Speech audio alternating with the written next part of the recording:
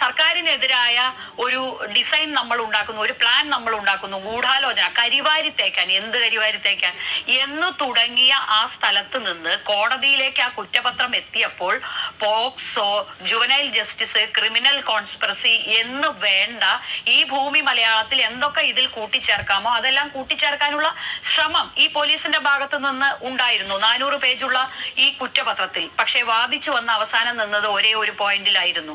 ഈ പറയുന്ന ഇതിൽ പർട്ടിക്കുലർ ഈ കേസിന് ആധാരമായ ആ സ്റ്റോറിയിലെ ആ ഇരയെ നമ്മൾ പുറത്തു കാണിച്ചോ എന്നുള്ളത്. എത്രയോ ഇരകളുടെ ശബ്ദം ഉറക്കെ കേൾപ്പിച്ചുകൊണ്ട് വാർത്തകൾ കൊടുത്ത മാധ്യമങ്ങൾ നമുക്ക് ചുറ്റിലുമുണ്ട്. ഈ ജഡ്ജ്മെന്റ് ഒക്കെ മുഴുവനും വായിച്ചാൽ മതി. ഈ ദിവസത്തിന് വേണ്ടിയാണ് ഈ ഒരുപാട് അപമാനങ്ങള് സൈബർ ലോകത്തായാലും പുറത്തായാലും ഞാനടക്കം നമ്മുടെ ടീം എല്ലാം സഹിച്ച് കാത്തിരുന്നത് ഇന്നൊരു ദിവസത്തിന് വേണ്ടിയാണ്. നിയമത്തിന്റെ വഴിയിൽ മാത്രമാണ് പോയത്. അതിൽ നിന്ന് ഓടി രക്ഷപ്പെടാൻ ശ്രമിച്ചിട്ടില്ല.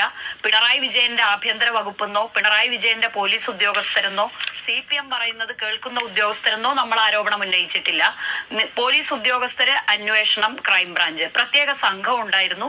സുരേഷിനറിയാം ആ പ്രത്യേക സംഘം എന്താണ് ഞാനടക്കമുള്ള ഈ 6 പേരോടും എടുത്ത സമീപനം എന്നുള്ളത് ഷാജഹാൻ അടക്കം നൗഫൽ അടക്കം ഞങ്ങൾക്കെല്ലാം അറിയാവുന്ന കാര്യമാണ്. വ്യക്തിപരമായും ടീം എന്ന നിലയിലും ആ ഉള്ള സഹനങ്ങളും കടന്നുപോയ കാര്യങ്ങളും അവിടെ നിൽക്കട്ടെ, അത് നമുക്ക് പിന്നീട് ഒരു അവസരത്തിൽ പറയാം. പക്ഷേ ഇത് ഭരണകൂട ഭീകരത എന്ന് പറയുന്ന ആ വലിയ ഒരു സംഗതിയുടെ അകത്ത് വരുന്ന കാര്യമാണ് എന്ന് നമ്മൾ അന്നും പറയുന്നു, നമ്മൾ ഇന്നും പറയുന്നു.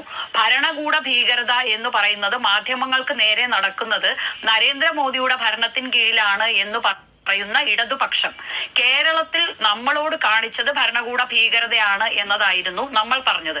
ആ പറഞ്ഞതിനുള്ള വാദം എന്ന് വെച്ചാൽ, അതിന്റെ അടിസ്ഥാനം എന്ന് വെച്ചാൽ, നമ്മൾ നേരത്തെ പറഞ്ഞ ഒരു ക്രോണോളജി ഉണ്ട്.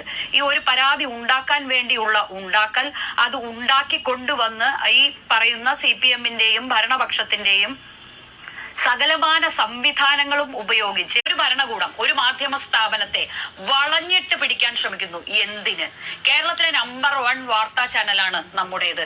എപ്പോഴും ക്രിയാത്മക പ്രതിപക്ഷമായി നിന്നുകൊണ്ട് പ്രതിപക്ഷത്തിൻ്റെതടക്കം തെറ്റുകുറ്റങ്ങൾ ചൂണ്ടിക്കാണിക്കാനും വിമർശിക്കാനും മുന്നിൽ നിന്നവരാണ് നമ്മൾ. ഭാഗ്യവശാലോ നിർഭാഗ്യവശാലോ തുടർഭരണം വന്നതോടുകൂടി ഈ 5 വർഷത്തിനിപ്പുറം ഭരണം മാറാതിരുന്നതുകൊണ്ട് ഒരു ഭരണകൂടത്തിനെതിരെ തുടർച്ചയായ വിമർശനങ്ങളാണ് ഈ ഒരു മാധ്യമ സ്ഥാപനത്തിൽ, ഒന്നല്ല എല്ലാ മാധ്യമ സ്ഥാപനങ്ങളിലും എല്ലാം നടക്കും. സർക്കാർ ഒരു മാധ്യമ സ്ഥാപനത്തോട് ചെയ്യുമോ എന്ന് ഞാൻ അത്ഭുതപ്പെട്ടു പോയിരുന്നു. കോടതിയിലേക്ക് ആ കുറ്റപത്രം എത്തിയപ്പോൾ POCSO, juvenile justice, criminal conspiracy എന്ന് വേണ്ട ഈ ഭൂമി മലയാളത്തിൽ എന്തൊക്കെ ഇതിൽ കൂട്ടിച്ചേർക്കാമോ അതെല്ലാം